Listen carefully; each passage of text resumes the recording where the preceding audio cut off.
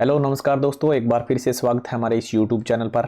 और आज हम बात करेंगे a tiger in the zoo poem के बारे में। दोस्तों ये बहुत ही शानदार पोइम है और इसने इसके जो कवि हैं वो नोरिश हैं, आप देख सकते हैं। और अगर हम बात करेंगे इस पोइम के बारे में कि ये किस तरह की पोइम है, तो एक टाइगर के बारे में कॉन्ट्रास्ट है यहाँ पर। यानी एक टाइगर के बारे में कवि ये कहना चाहता है कि एक वो टाइगर जो कि जंगल में रहता है, एक वो टाइगर जो कि केज के अंदर रहता है। उन दोनों में क्या डिफरेंस है, उन दोनों के बीच में उन्होंने कॉन्ट्रास्ट पैदा किया और वो इस पोइम के अंदर हम जानने वाले हैं। तो चलिए शुरुआत करते हैं, एक शानदार पोइम को पढ़ने की कोशिश करते हैं। देखिए हमने फोटो लगाई है, पहले आप इस फोटो को देखिए। ये है ना वो जो केज में है वो है हमारा टाइगर। केज के अंदर किस तरह से चल रहा है देखिए, और इसको लिखा कैसे गया, बड़ा सुंदर है। यहाँ पर अगर देखा जाए कॉन्ट्रास्ट जो पैदा किया इन्होंने, तो देखिए पहले क्या लिखता है, he stalks in his vivid stripes. यहाँ पर विविड स्ट्राइप्स जो क्या है, अगर आप नहीं समझ पा रहे तो ये देखिए, ये इसके ऊपर धारियां है ना, ये जो हमारा यहाँ पर जो टाइगर है वो घूम रहा है, इसके ऊपर देखो ये शरीर के ऊपर धारियां हैं यहाँ।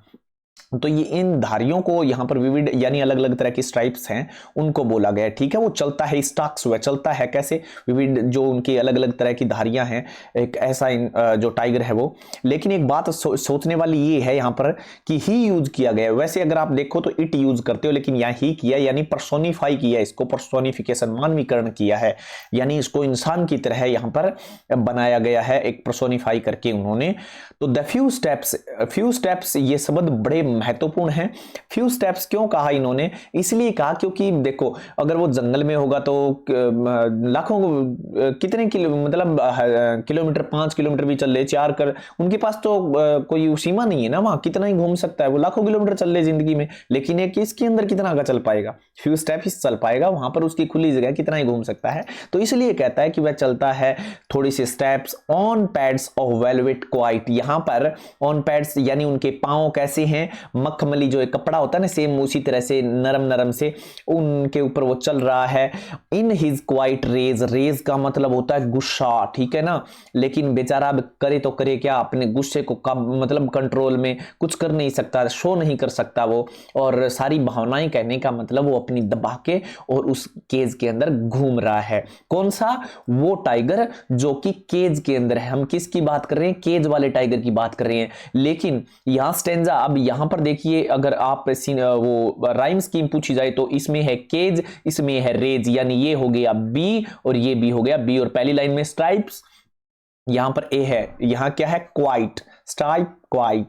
तो यहां पर ये देखिए अगर आपसे पूछा जाए, ये इस तरह से हमने पहले भी बनानी सिखाई थी, ए और बी अगर साउंड मैच करेंगे तो जैसे केज रेज इसमें साउंड मैच कर रही है तो ये बी बी कहलाएगा। और स्ट्राइप्स यहां पर और क्वाइट यहां पर अलग अगर आप देखोगे तो यहां आपको ये अलग से नजर आएगी, क्योंकि क्वाइट और stripe, quite stripe same sound है, तो यहां पर ए और बी बी हो जाएगा।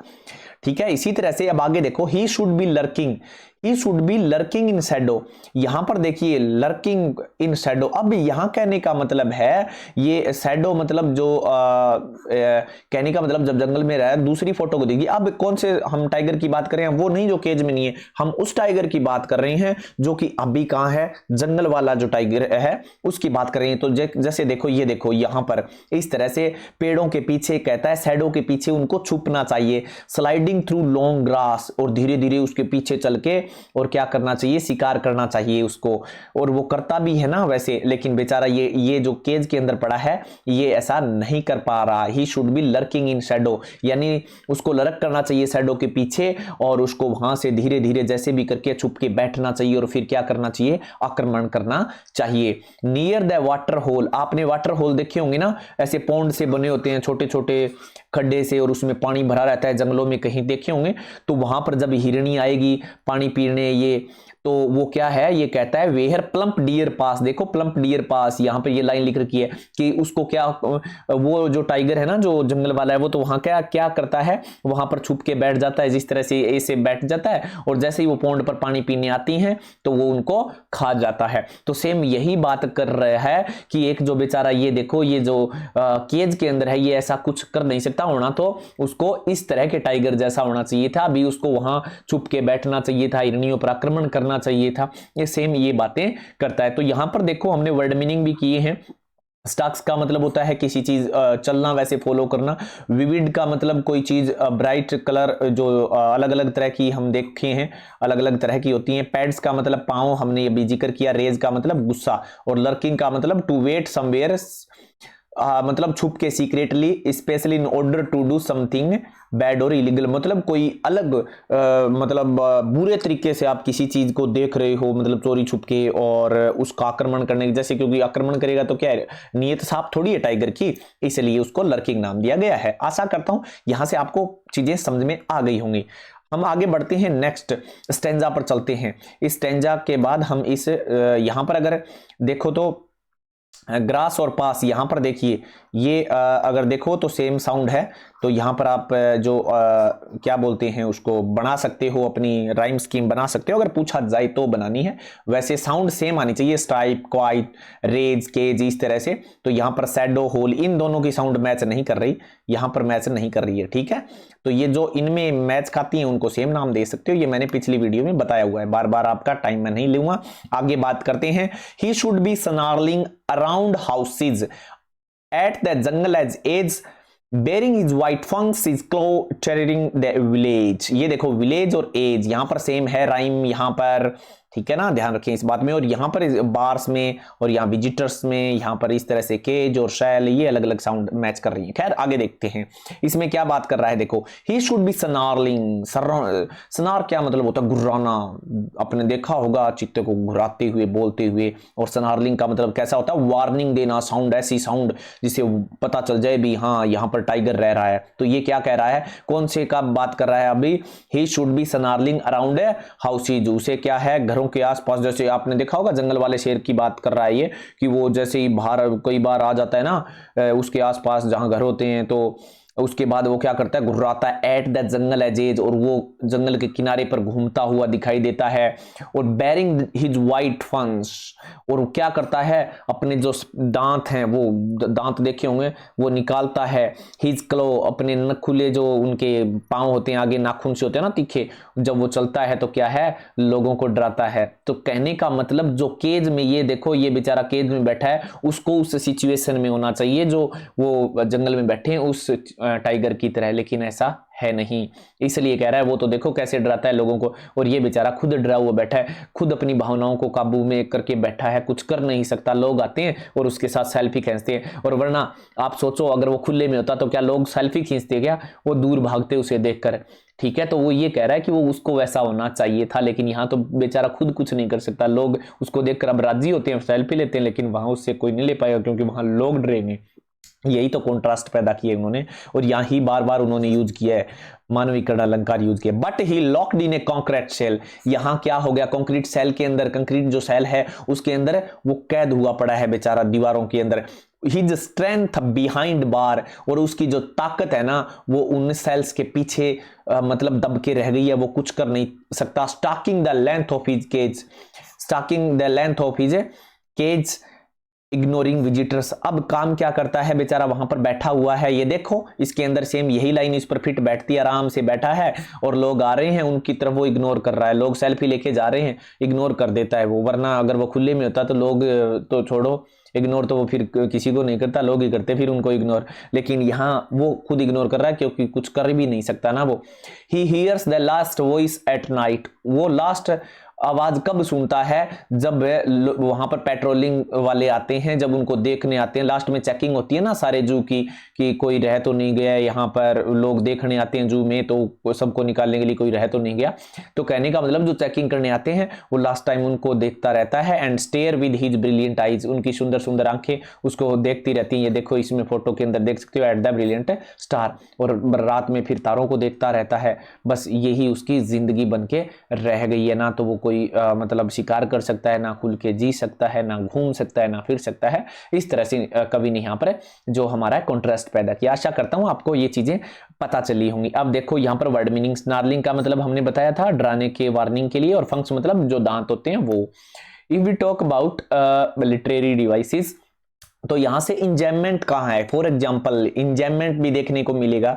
इंजैममेंट क्या होता है, हमने पहले भी मैंने बताया कि जहां पर कोई भी कोमा न हो, ठीक है, लाइनों के बीच में कोमा न हो। तो यहां देख लीजिए, यहां पर है क्या, इस लाइन में नहीं है, देखो यहां नहीं लाई है, तो यहां इंजैममेंट है, ठीक है ना। इस तरह से कोमे पंक्चुएशन मार्क नहीं होने चाहिए, ध्यान रख लेना। इसमें भी इंजैममेंट है क्या, पहली लाइन में है, देख सकते हो आप अच्छी तरह से, यहां से इंजैममेंट आपको दिखाई दे देगा, ठीक है ना। ये देखो पहली लाइन में, दूसरी लाइन में जा रहा है, ही स्टार्क्स इन विविड स्ट्राइप्स, तो यहां से इंजैममेंट दिखाई देना हमें दिखाई दे रहा है। After that if we talk about personification, हमने पहले ही बताया था, अभी अभी आपको मैंने पहले बता दिया इसके बारे में। तो टाइगर ने पर्सोनिफाई किया गया है because the poet refer him और एज ही, ये देखो मैंने पहले ही बता दिया उसको। आफ्टर दैट अगर हम बात करें एसोनेंस की, एसोनेंस क्या होता है, साउंड अगर वाउल की आए, ठीक है, और उसी को हम एसोनेंस कहते हैं बार बार। तो assonance use of vowel sound, ठीक है, यहां पर आई, ये देख सकते हो इन इज विविड, ये देखो आई, इसमें आई, फिर इसमें आई और स्ट्राइप्स में आई, तो ये बार बार एसोनेंस अलंकार, यहाँ सॉरी एसोनेंस जो लिटरेरी डिवाइस है वो हमने यहाँ पर यूज किया। ओ का भी देख सकते हो, शुड, अराउंड, हाउस, इसमें ओ की साउंड है, और यहाँ पर आई, बैरिंग में आई की है, इज, वाइट, ये इस तरह से लाइन देखे आपसे पूछ सकता है, कभी भी जीवन में याद रखो। यूज ऑफ वावल साउंड, ई की भी यहाँ पर लॉक्ड में ई है, कंक्रीट में ई है, सेल में ई है, इस तरह से आई, विद, हिज, और मैंने सारी चीजें धीरे धीरे आपको करवा दी हैं। After that if we talk about oxymoron, ये देखिए ये क्या होता है, ऑक्सीमोरन क्या होता है रे। An oxymoron is a figure of speech that combines contradictory words with opposing meaning. ये क्या होता है ऑक्सीमोरन, देखिए मैं बताता हूं आपको, देखो ये दो बार यूज किया, लाइक और फुलिश, ठीक है, लाइक और फुलिश। विजडम, लाइक का मतलब देखो पसंद होता है, फुलिश का मतलब, तो कहने का मतलब एक तरफ आप देखो ओरिजिनल कॉपी, अब एक तरफ तो कह रहे हो कॉपी और एक तरफ नाम ले रहे हो ओरिजिनल, तो ओरिजिनल है या तो फिर कॉपी है। कॉपी का मतलब तो क्या हो गया, ओरिजिनल नहीं होना। कॉपी कहते हैं सर ये इस चीज की कॉपी है, तो कॉपी है मतलब ओरिजिनल चीज तो कोई और है, लेकिन यहां लिख रखा है आपने ओरिजिनल कॉपी, तो ये इस तरह के एक लाइन के लिए कोई शब्द चीज यूज करते हैं तो उसको ऑक्सीमोरन कहते हैं। तो इसी तरह से देखो सेम डिफरेंस, सेम डिफरेंस, अरे डिफरेंस ही है तो फिर सेम क्या है, सेम चीज तो रही नहीं ना, डिफरेंस है तो लेकिन हम कई बार ऐसी लाइनें यूज करते हैं, सर सेम डिफरेंस है, इसमें सेम डिफरेंस है, ठीक है। इसी तरह लाइक, फुलिश, विजडम, ठीक है, तो इस तरह की चीजें ऑक्सीमोरन। यूज ऑफ एडजेक्टिव ऑपोजिटिव, देखो यहां पर यूज किया था उन्होंने क्वाइट रेज, क्वाइट मतलब तो क्या होता है शांत, और रेज मतलब क्या होता है गुस्सा, क्वाइट रेज, ये इन्होंने इसमें किया था, तो ऑक्सीमोरन यहां पर है, ठीक है।